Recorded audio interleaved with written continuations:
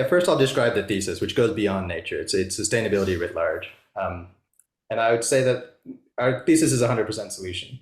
And we target, like I said before, material parts of the sustainability transition that are underinvested today. And that leads to high potential for both impact creation as well as value creation. Um, we break this down into three broad groups. I wouldn't even call these themes, but the first is sustainable places to live. So those are the buildings, communities, and cities we spend our time in. Second is the sustainable ways we can live, which is how we eat, how we move, how we get energy, handle waste, how we play, how we interact. And third is all of this needs to exist in a sustainable world that we are a part of.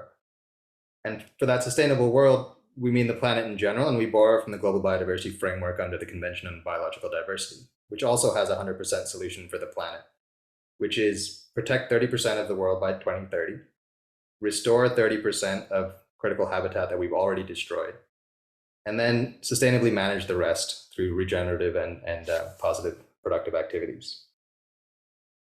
So, we're at an interesting point. Like you said, we're at a watershed moment, Laurie, for climate and for nature and for sustainability writ large. Now, when I started Eco Advisors in 2012, the world was still waking up to the idea that you could do well and do good at the same time. And also, I think we need to be honest about this. The economics rarely panned out. There were high unit costs of clean energy. There was early commercial adoption and applicability. There were many more perverse subsidies more directly influencing or affecting the entrance into market for sustainable technologies. We were at earlier stages of the research and development process for many of the technologies in climate tech, but also nature tech. But now, 20 years later, we see so many opportunities where the economics make sense. The unit costs have come down, the cost models work out. So you asked about challenges. There's still trade-offs. Not everything works, not everything's going to be commercially viable, but there's so many more opportunities that exist today than existed 10 years ago or definitely 20 years ago.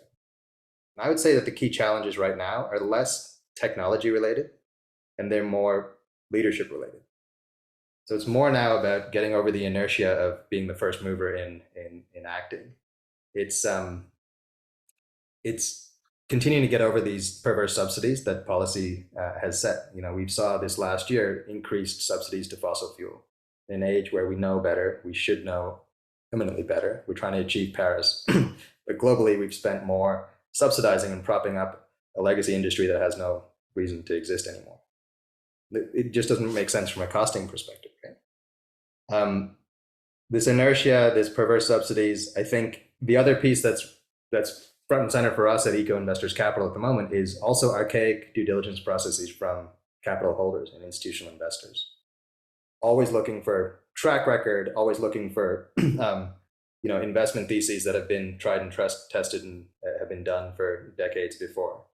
We're talking about a whole new paradigm, and we're talking about a new way to think about productivity in a future economy. There is no track record for that.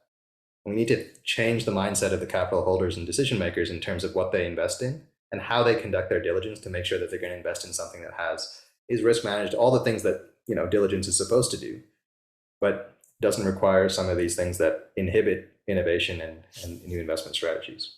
And ultimately, I think all it takes is courageous leadership.